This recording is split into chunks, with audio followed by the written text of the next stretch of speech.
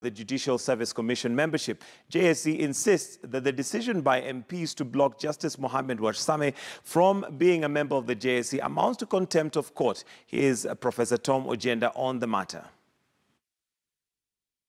Justice Chacha Mwita issued conservatory orders on 26th of March, stopping Parliament from vetting Judge Warsame until the petition is heard. The petition shall be heard inter partes on the 23rd of May 2018. So there's a live court order that has stopped Parliament from proceeding with the vetting of Judge Warsame. Since Judge Warsame is a party to the petition, he has also been stopped by that order from appearing before Parliament. Had he purported to appear before Parliament, Judge Warsame would have acted in contempt of court.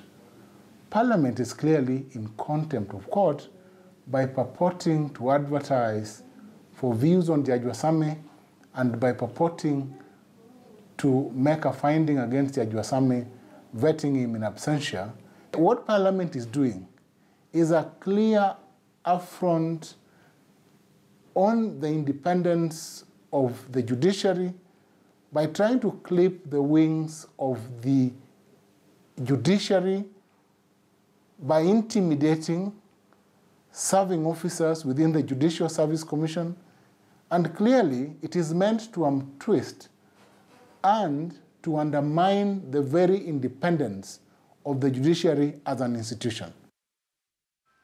All right, and well, arms of government at war once again, which it's not necessarily unhealthy when there's a bit of disagreement, but I guess it's how it's resolved. Yes. And your thoughts on that particular scuffle there?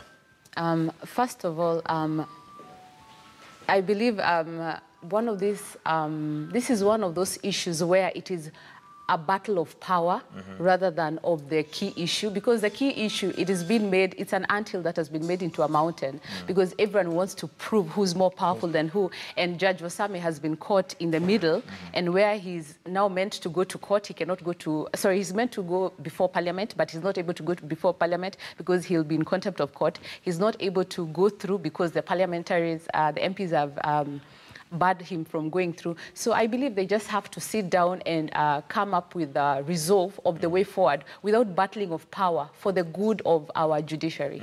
Yes. Bernard, any comments you have on that? Yeah, it's very sad that we are still witnessing confrontation between the three arms of government, the executive, judiciary, and the legislature. And this kind of confrontation is not healthy for a country. I think there's need for respecting the rule of law, following the rule of law, and ensuring that anything we do it in line with the provided legal framework or the constitution. Because membership to the Judicial Service Commission is a multi-sectoral kind of arrangement where the judiciary appoints representatives, we have executive sending their representatives, and we have those people who sit there to represent the interest of Kenya's public interest. Then we have the Law Society of Kenya. So all these people, once a body appoints its representative to the Judicial Service Commission, we have seen the president appointing a number of people to join, the three people who were appointed recently by the president to represent public interest. I think, and we didn't hear anybody, talking about them. Why is it that when the judiciary now appoints or selects somebody to sit on that bench, it becomes a big issue? So I think there need to be separation of powers and roles. Every institution has its roles, and interfering in other people's other institutions' affairs is not healthy for the country. Absolutely. All right, now the government and the Communications Authority will not be allowed to tap into private phones conversations after the High Court declared that the move is illegal and a violation of consumers' rights. Judge John Motivo made the move by Communications Authority to install spy gadgets is inconsistent with the Constitution. Communications Authority Director General Francis Wangusi had argued that a proliferation of illegal devices had forced them to snoop on private phone calls in a bid to arrest cybercrime. The authority had written to Safaricom, Airtel, and Telkom Kenya and 3 major telcos in Kenya over the plan.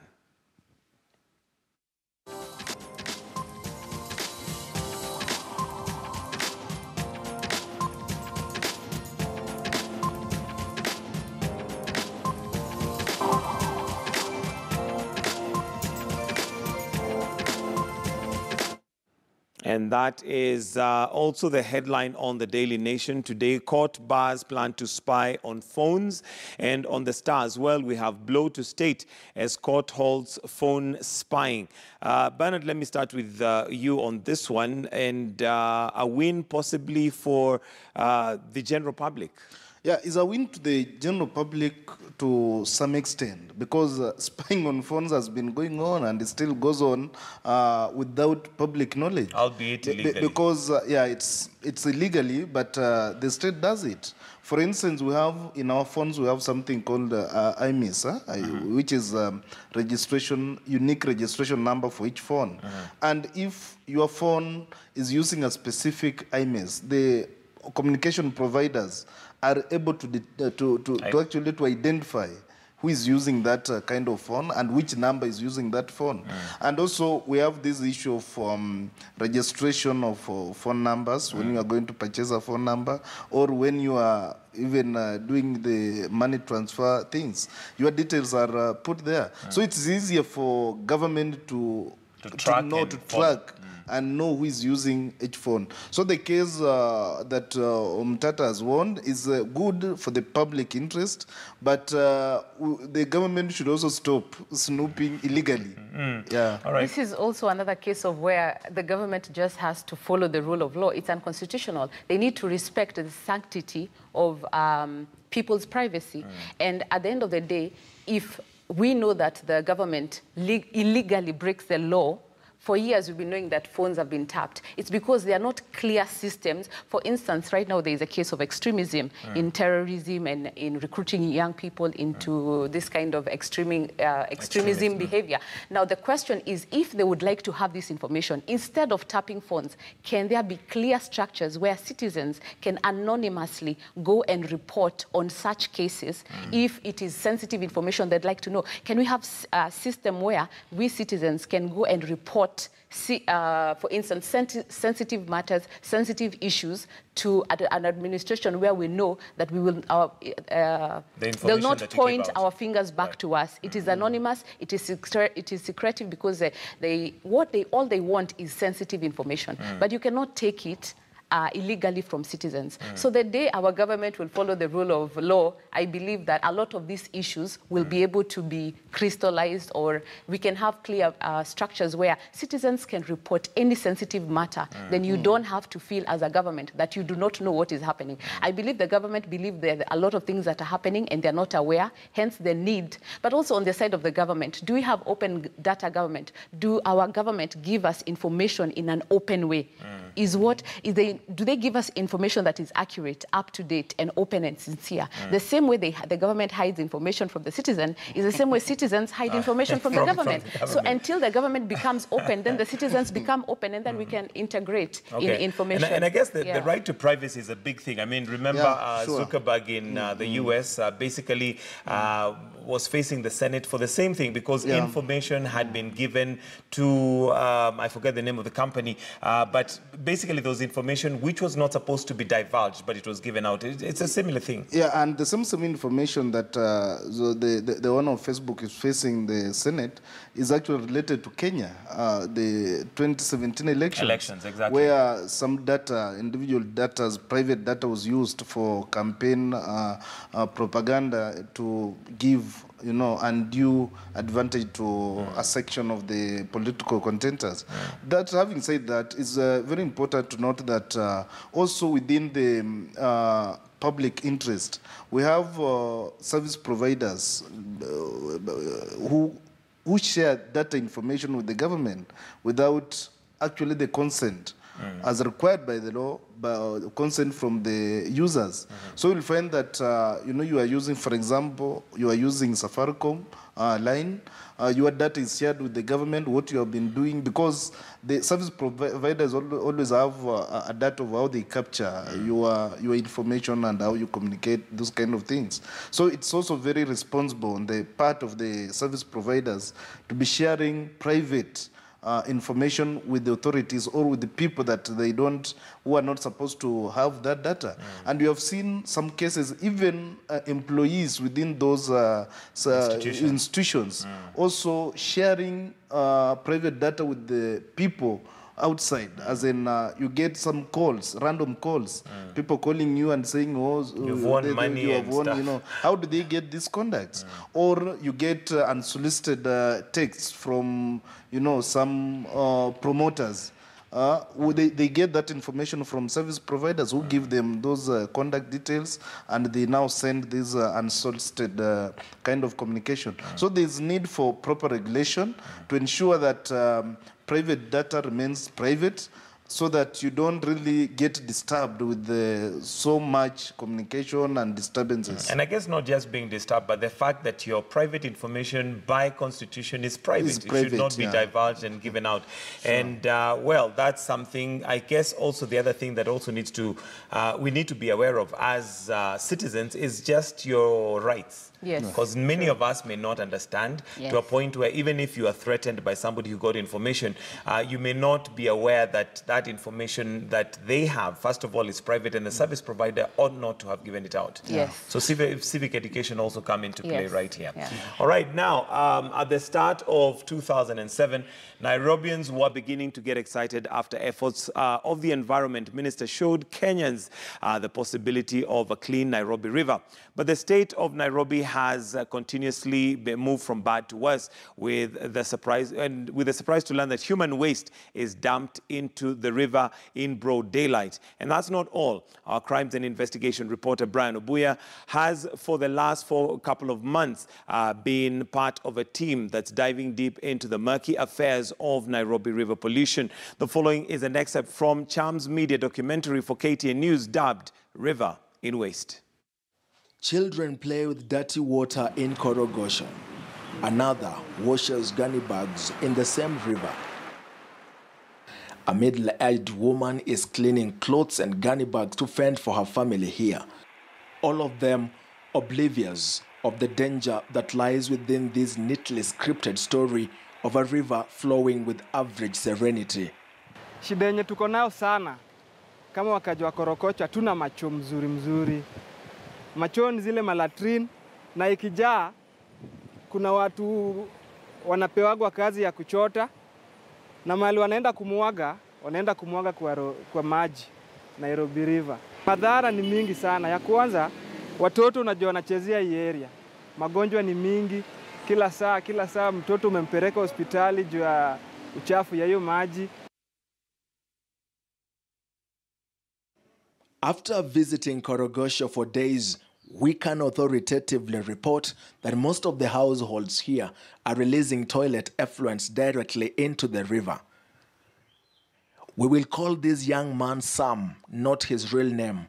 He has been among the many who resolved into this business. Yes?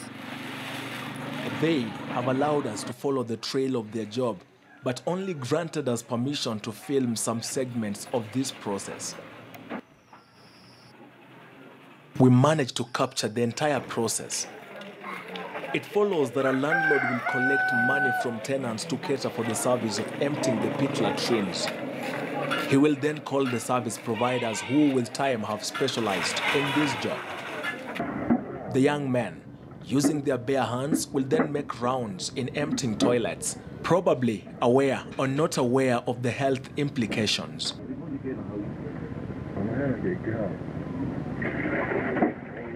Iko na madhara mingi kama ukichota hapo kiko hapo ndani kubreathe hiyo nini inakuwa ngumu kubreathe, alafu vifua zinafungana, so inabidi wengine wetu tunapuuzana, inabidi kutoka hapo enda kunywa maziwa ama unakunywa mai, lakini wengi wanapenda pombe, so they don't wachukuli serious, lakini madhara yake ni mingi. Tena unapata inaua ngozi, skin yako inaanza kuchange kwa sababu ya harufu, pia sauti inaanza kupotea.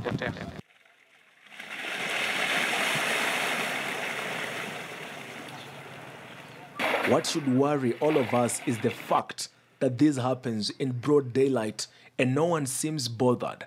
It is the new normal. And as you walk randomly in Korogosho, you realize that there are more people in this business. It has become an accepted practice here. But it's human waste that has been the headache to a clean Nairobi River basin in Korogosho. So how deep do they run now that Sewer lines opened directly into the river and burst manholes are another thing. Another bigger story altogether. A story whose consequences only locals who know, like James Njenga, can make sense of it. Ukiangalia hii ni sewage, badala ipeleke sewage penye inatakikana, roa hii imetoboka, ndio hiyo inaelekea kwa mto. Hii mto ndio watoto wanacheza, iko mama wanafanya kazi, wanachukua hizi bag zinatupwa, wanakuja kuzioshea kwa mto. Ina affect sana watoto kugonjeka.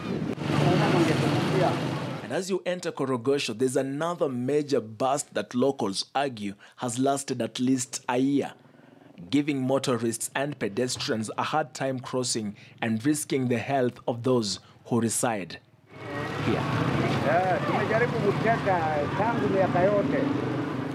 Now, Korogosho may just be an example, but most informal settlement areas in the city are in dire need of proper sewerage and solid waste management systems.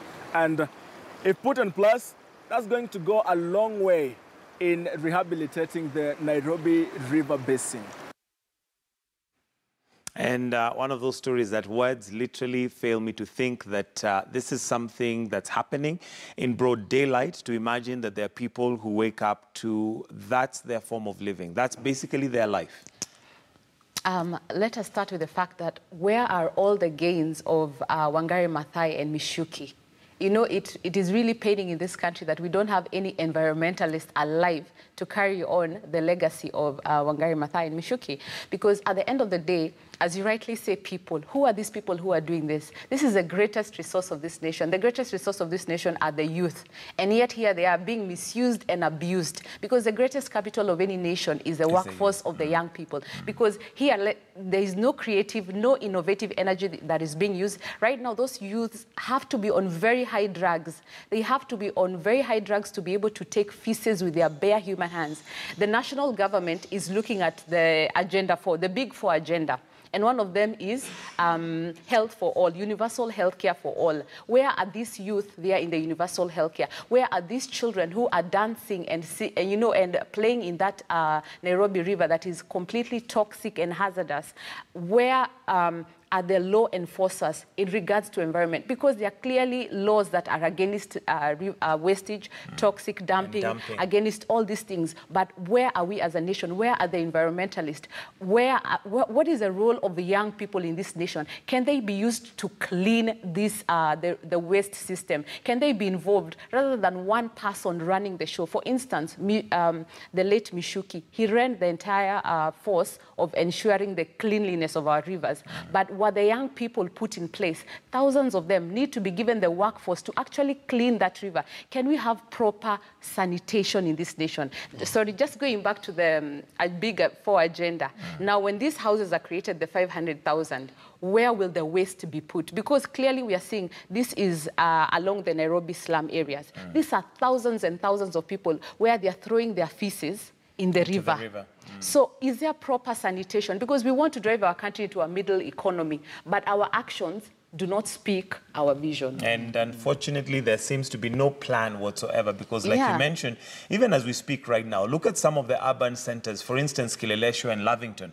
The amount of development in terms of high-rise flats that have come up in those areas is possibly not what was in the original plan. And when you look at even just the sewer system, it is a disaster waiting to happen and will not be addressed until it is too late. Bernard. Yeah, thank you, Mike. What we have just seen is a very sad situation, and we need to give credit to Honorable John Michuki, because from 2007, when he took over as Minister of Environment, he tried to put sanity. And he had done a huge tried to clean the Nairobi River by planting trees. We still see those trees. Then there were those young people who were involved in the cleanup exercise, you know, or removing those paper bags that were logged in the water. But something that Michuki did not take serious is how to control the raw sewage, how to control this waste material from industrialization or from industries, from going to the river. Because most of these companies, all the industries, are located along the river banks, and most of them do not have proper sewer treatment and waste disposal systems. So they drain most of their raw materials and raw oil, petrol, and all those kind of waste into the river. And we see our young people enjoying, children playing in that water. And you know, what we have just seen is very, very sad. And I think as a country, we need to come to the reality that the future of this country belongs to the young people and the children that we have seen playing, risking their lives, playing in that water. And there's need for the Honorable, the current Minister, CS for Environment, to come up with the proper mechanism and structures or strategies on how they can maintain the legacy that Michuki had put in place. Because, and also, when we look at the housing, you talked about the housing and infrastructure in this environment, you realize that most of the houses or structures that are along the river bank or the Nairobi River area are mostly slum and informal settlements. So these people have constructed those houses to the extent that there are no passages, there are no, there are no clear ways. And this a day I was in Madare along the river. You could see even people brewing local beer within that water, within that river.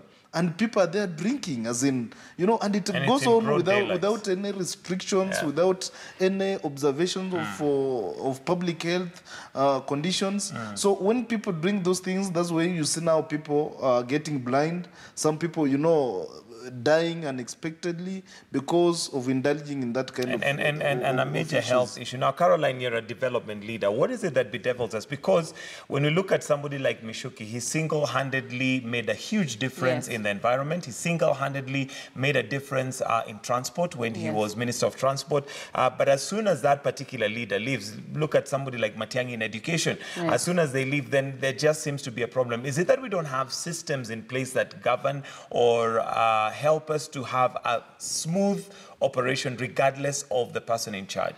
A system is only good as a transformational leader in place. The current Honorable CS for Environment is from my county, Honorable Keriako Tobiko. Yes, and my heart really calls out to him not to do this alone, to really engage the millions of young people in this nation who are jobless. Can he use them as,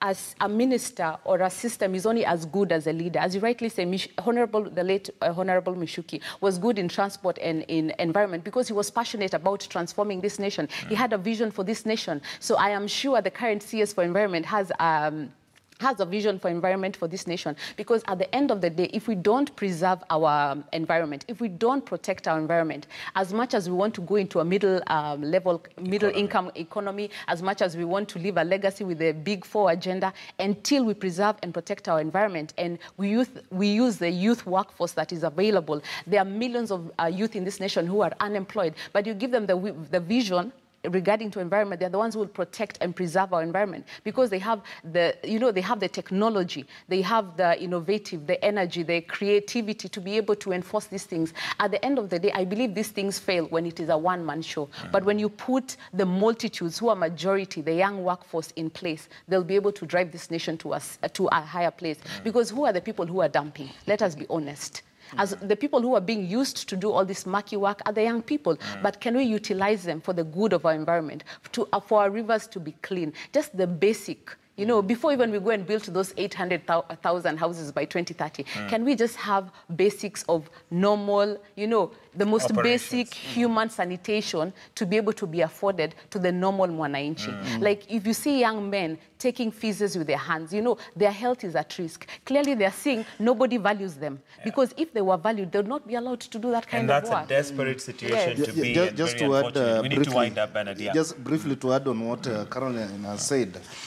In slum areas, we have a very big challenge in terms of sanitation environment. And I'm just wondering if we can have robust kind of development of public toilets in strategic areas so that we have people access safe environment, so that we have people going to those toilets. Instead, you know, from time memorial, slum areas has been characterized by flying toilets. And we'll have to wind it up right there because of time. My apologies to Kaya cut in, but